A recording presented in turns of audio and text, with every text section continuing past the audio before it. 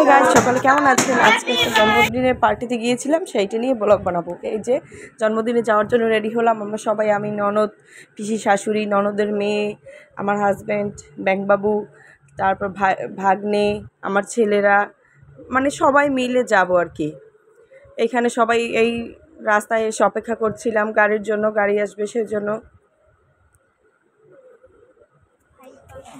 দাঁড়িয়ে আছি, অপেক্ষা করছি।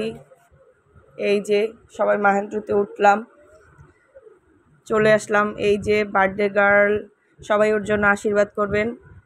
এই যে আমার ভাগ্নি, আমার দুই ননদ, এই আমার ছোট জা, এই আমার ব্যাংকবাবু, এই যে আমার ছেলে, ছোট ছেলে। কেক কাটা হচ্ছে, মা আর বাবা মিলে, পিচ্চির মা বাবা মিলে কেক কাটছে।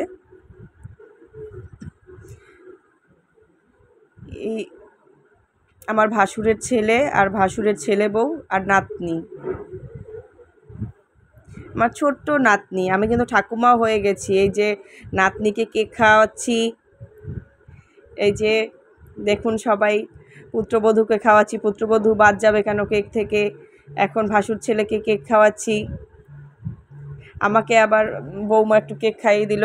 এই যে খাবার খেতে বসেছি, ভাতের ব্যবস্থা ছিল, অনেক গরম ছিল, সেই জন্য ভাত, তারপর পটল পোস্ত, রোস্ট, ডাল, মাংস ছিল, শেষ পাতে ছিল দধি, 7 আপ। এই খাওয়া দাওয়া শেষ হয়ে গেল, ব্যাস বাড়ি চলে আসলাম শান্তির জায়গাতে। সবাই ভালো থাকবে।